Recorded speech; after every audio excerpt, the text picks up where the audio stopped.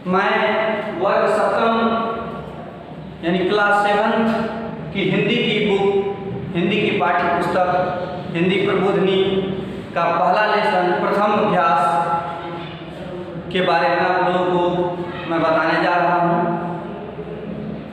मुझे पूरा विश्वास है कि आप YouTube चैनल के माध्यम से इनको ज़्यादा से ज़्यादा लाइक करेंगे और ज़्यादा से ज़्यादा लोगों में शेयर भी करेंगे। तो बच्चों, आज मैं वर्ग सप्तम हिंदी प्रबोधिनी हिंदी की पाठ्य पुस्तक से अभ्यास 1 में जो प्रथम आपका चैप्टर है वो विनय से लिया गया है, जिनके लेखक क्षमा करेंगे, जिनके कवि श्री सुमित्रानंद पंत जी हैं। उन्होंने विनय प्रार्थना के माध्यम से आप लोगों को कुछ आगे बढ़ने के लिए, प्रेरित करने के लिए कुछ पंक्तियों से, कुछ शब्दों से आप लोगों को जानकारी देने का प्रयत्न किया है। मेरे माध्यम से मैं आपको बताने जा रहा हूँ। कुछ इसके लिए मैंने कुछ शब्दार्थ यहाँ पे लिया है, मैंने इनको लिखा है। सबसे पहले हम किसी भी चीज़ को जानने के लिए उस शब्द के अर्थ को जब तक नहीं जानेंगे तब तक हम उस विषय की वस्तु के बारे में नहीं जान पाएंगे। तो उसके लिए जो है ये शब्दार्थ दिया गया है। तो कुछ इस तरह से शब्दार्थ है, जैसे जग है, पहला शब्द जग, जग का अर्थ होता है संसार, जिसे हम विश्व के नाम से भी जानते हैं। दूसरा है चीर। देखिए बच्चों, हमने पिछले कक्षा में श्रुति समभिन्नार्थक शब्द पढ़ा है। श्रुति समभिन्नार्थक शब्द में एक का अर्थ ये होता है कि सुनने में एक जैसा और अर्थ अलग अलग। तो यहाँ पे जो चीर दिया गया है, इसमें हच्छों में हंसी का चीर, जिसका अर्थ होता है अमर, यानी वो नहीं मरता। एक चीर मीन्स पुराना भी होता है और एक चीर का अर्थ होता है कपड़ा। तो यहाँ पे जो हंसी का चीर, इसका अर्थ है अमर। उसके बाद दिया हुआ शब्द है वो है हित। हित का अर्थ होता है कल्याण। हित का अर्थ होता है हम किसी के बारे में अच्छा सोचें। दो शब्द है, एक हित और दूसरा है अहित। हित शब्द का अर्थ होता है किसी का कल्याण करना, किसी के लिए अच्छा करना, किसी के बारे में अच्छा सोचना। और अहित का अर्थ होता है किसी की बुराई करना, किसी के बारे में बुरा सोचना। तो हमने यहाँ पे हित शब्द को पढ़ा है। हमने हित शब्द यहाँ भाव में हंसी कर तो हित, इसका अर्थ होता है कल्याण। उसके बाद बच्चों एक शब्द है संशय।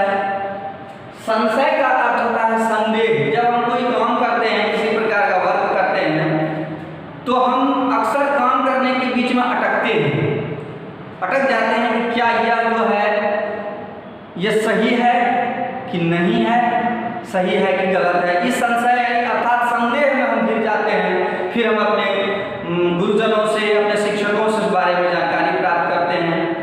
तो यहाँ जो संशय शब्द दिया हुआ है, इसका अर्थ होता है संदेह।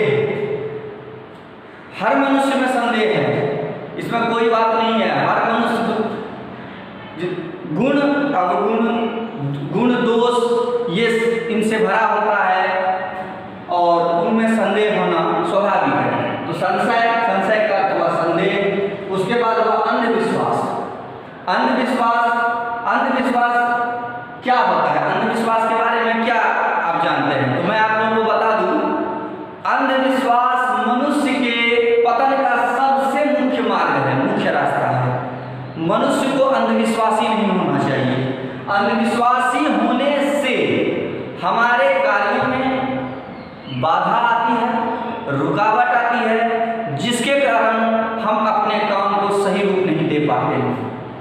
तो बच्चों, अंधभक्ति, अंधविश्वास और अंधश्रद्धा, श्रद्धा किसी के बारे में जो हम अच्छा सोचते हैं, हमारी उनके प्रति क्या राय है, हमारी उनके प्रति क्या सोच है, हम उसको किस नज़रिए से देखते हैं, हम उसको कितना सम्मान करते हैं, हम उसका कितना आदर करते हैं, ये सभी इन शब्द में दिया हुआ है। अंधभक्ति यानी ऐसी भक्ति जो मतलब जिसमें अंधापन हो। अंधापन का मतलब क्या? हम बिना सोचे समझे हम उस मार्ग की ओर बढ़ते जा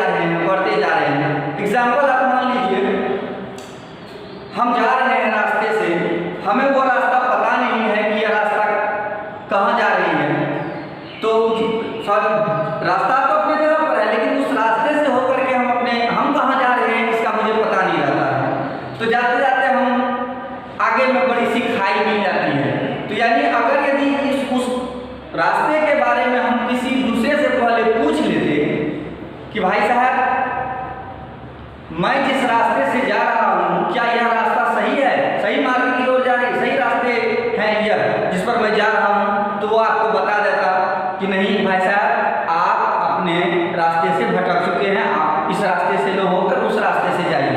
तो कहने का मतलब है, मतलब अंधे होकर बिना कोई सोच विचार करके हम अगर यदि कोई काम के लिए आगे बढ़ते हैं और उसमें हमको हमारी सोच नकारात्मक स्थिति में जा रही है, तो वही होता है अंधभक्ति। एक होता है ईश्वर की भक्ति, ईश्वर में हम ईश्वर की भक्ति, अपने अल्लाह की इबादत करते रहें, ईश्वर का की प्रार्थना करते, ईश्वर से वरदान मांगते हैं, तो उसमें लीन हो जाना, बिना सोचे हुए लीन हो जाना, उसमें समावेश हो जाना, उसमें प्रविष्ट हो जाना, यह जो है अंधविश्वास का एक, अंधभक्ति का एक उदाहरण है।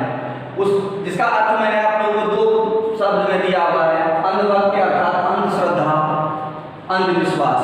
यह अंधविश्वास शब्द के बारे में मैंने पहले कुछ अभी आप लोगों को बताया। यह एक ऐसा विश्वास है जो आंख मूंद कर होती है। अचानक हमारे यहाँ कोई बीमार हो जाता है, उसके बारे में हम कहते हैं, उसका जो एटीट्यूड होता है, उसकी एक्टिविटी जो होती है, वो ऐसा लगता है कि शायद इसको कहीं भूत तो नहीं लग गया, या इसके अंदर में कोई बुरी आत्मा का तो प्रवेश नहीं कर गया। तो कहने का अर्थ है, सबसे पहले आप उसके बारे में जानिए कि क्या यह भूत प्रेत इन सब से हट करके हो सकता है ये बीमारी हो। इस बीमारी को न जानकर आप उसको क्या कहते हैं, बड़े बड़े फकीरों से, बड़े बड़े तांत्रिकों से उसको मतलब ओझा जो झाड़ फूक का काम करते हैं उससे उनको ये करवाते हैं, ठीक करवाते हैं, लेकिन उसमें कोई सुधार नहीं होता है। तो वही कहलाता है अंधविश्वास। हम आंख मूंद पर किसी पर विश्वास कर लेते हैं, हमको जो कुछ कहता है हम उसके बारे में ना सोचते हैं ना समझते हैं, तो यही अंधविश्वास कहलाता है। ठीक है, तो हम फिर आगे बढ़ते हैं। एक शब्द है अखिल। अखिल का पूरा अर्थ संपूर्ण, संपूर्ण अर्थात सारा, संपूर्ण सारा, जिसको हम अखिल के नाम से जानते हैं। एक है अमर। हमने अनेक शब्दों के बदले एक शब्द में पढ़ा है कि जो कभी न मरे या जो नहीं मरता उसे अमर कहते हैं। तो उनका मैंने अर्थ यहाँ पे लिख दिया, अमर। अमर का अर्थ है नो मरने वाला, जो मरता नहीं है, वो सदैव जीवित रहता है। उसके बाद है एक शब्द है परित्राण। परित्राण का अर्थ होता है पूर्ण रक्षा, पूरी तरह सुरक्षित रखना, रहना, पूर्ण रक्षा। रक्षा का समझते हैं प्रोटेक्शन, सुरक्षा, रक्षा। तो परित्राण का अर्थ होता है पूर्ण रक्षा। फिर आगे बढ़ते हैं बच्चों। विश्व। विश्व का अर्थ होता है संसार। ये दुनिया जो है इसको हम विश्व के नाम से जानते हैं, संसार के नाम से जानते हैं। इसके बारे में मैंने आपको बताया भी था। अब एक शब्द है नव जीवन।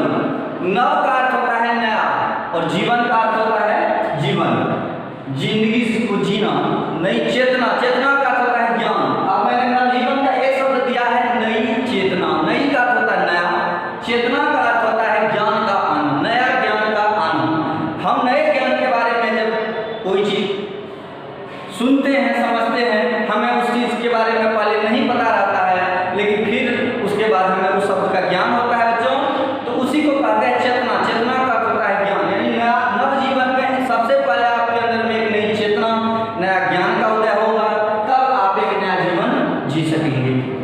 उसके बाद है एक शब्द है विहान। विहान का अर्थ होता है सवेरा।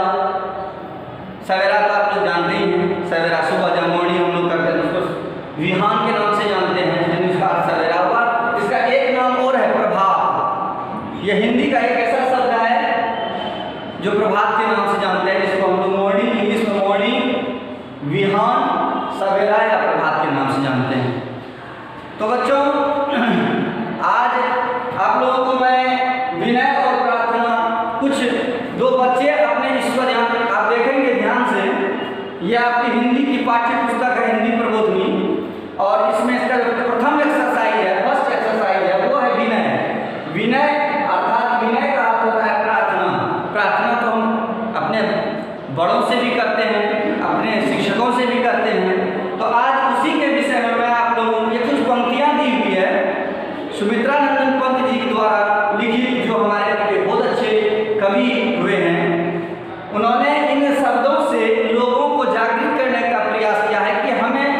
किस प्रकार से जीवन जीना चाहिए।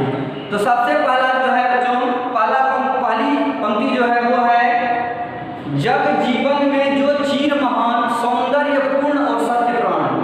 प्रस्तुत पंक्तियां हमारी हिंदी पाठ्य पुस्तक हिंदी प्रबोधनी भाग 7 की कविता विनय से ली गई है, जिनके कवि श्री सुमित्रानंदन पंत जी हैं। वे कहते हैं कि जग जीवन में जो चीर महान, चीर का मैंने अर्थ आपको बताया अमर, इस संसार में जो मनुष्य आया है, जिसका जन्म हुआ है, उनकी मृत्यु एक ना एक दिन निश्चित है। हम उतने समय अंतराल में हम अपने जीवन के पल में, समय में अपने कर्मों से कुछ ऐसा करें ताकि हम अमर तो नहीं हो सकते, लेकिन हमारी गाथा, हमारा व्यक्तित्व, हमारी कार्यविधि, हमारी विचारधारा के बारे में लोग कहे, समझे और जाने, और हमें उस योग्य, उस पद के योग्य, उस शब्द के योग्य, उस व्यक्तित्व विषय के योग्य हमारी प्रतिभा को जागृत करेंगे। तो जग जीवन में जो चीर महान, मनुष्य चिरकाल से आया है, पीढ़ी दर पीढ़ी उनका जीवन यापन चलता रहता है, उसमें सौंदर्यपूर्ण और सत्य प्राण। हम अक्सर जीवन जीते हैं और जीवन में हमें सत्य और असत्य दोनों की अनुभूति होती है। जब हम सही काम करते हैं तो सत्यता की ओर जाते हैं, गलत काम करते हैं तो असत्य की ओर जाते हैं। लेकिन इन दोनों बच्चों ने मिलकर के हमें जागृत करने का प्रयास किया। ध्यान देंगे, ये दोनों बच्चे विनती यानी विनय प्रार्थना के माध्यम से कहा, हे ईश्वर, हे प्रभु, हे अल्लाह, जब तक मेरी जिंदगी हो, मैं जब तक जीऊँ वह सत्य के मार्ग पर चलकर जीऊँ।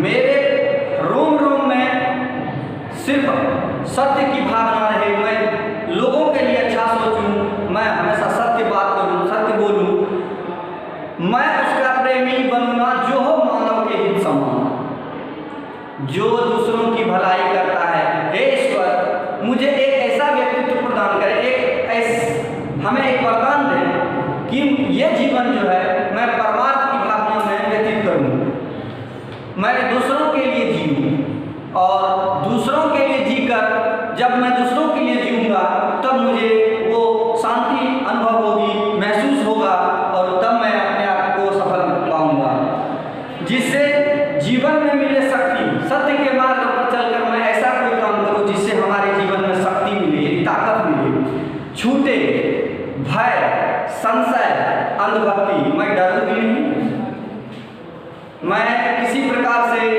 किसी से ना डरूं। उसके बाद मैं संशय अर्थात संदेह में न घिरूं, अंधविश्वास में न भटकूं। मैं वह प्रकाश बन सकूं नाथ जो मिल जाए जीवन में, जिसमें अखिल व्यक्ति। तो बच्चों ध्यान देंगे, मेरा कहना यह है कि जीवन में न हमें डर हो, न मैं असत्य के मार्ग पर चलूं, न मुझ में संदेह हो, और न मैं अंधविश्वास में भटकूं।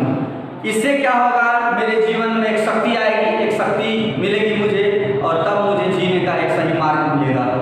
पाकर प्रभु तुमसे अमर दान, मैं आपसे संपूर्ण जीवन में सत्य के मार्ग पर चलने के लिए आपसे वरदान मांगता हूँ। हे प्रभु, हे ईश्वर, मुझे अमरता का वरदान नहीं चाहिए, लेकिन मैं कुछ ऐसा कार्य करूं जिससे हमारी गाथा, हमारा व्यक्तित्व लोगों के दिमाग में रहे और मेरे बारे में अच्छा सोचे। करके मानव का परित्राण का अर्थ होता है, आपको यहाँ पे मैंने बताया है, परित्राण का अर्थ होता है पूर्ण रक्षा। मैं अपने कर्तव्य से, अपनी शक्ति से मैं दूसरों की रक्षा कर सकूं, ला सकूं विश्व में फिर से एक बार, मैं विश्व में एक बार फिर से कुछ अच्छा करने का प्रयास करूं, और फिर से नव जीवन में एक नया सवेरा हो, एक नया सुबह हो। कुछ शब्द को यहाँ पे बताया है, इनका अर्थ भी मैंने आप लोगों को बताया है, तो आप इन्हें फॉलो करें और अपने कॉपी पर इसको नोट करें। फिर इसका मैं असाइनमेंट आप लोगों को भेज दूंगा और उसका क्या रिजल्ट आप लोग दे रहे हैं यूट्यूब चैनल के माध्यम से। यदि कहीं आप लोगों को प्रॉब्लम होगी तो आप EPS ऑफिशियल ग्रुप में आप अपने समस्या को डालेंगे, फिर वो मुझ तक आएगा और मैं उन पर विचार करके फिर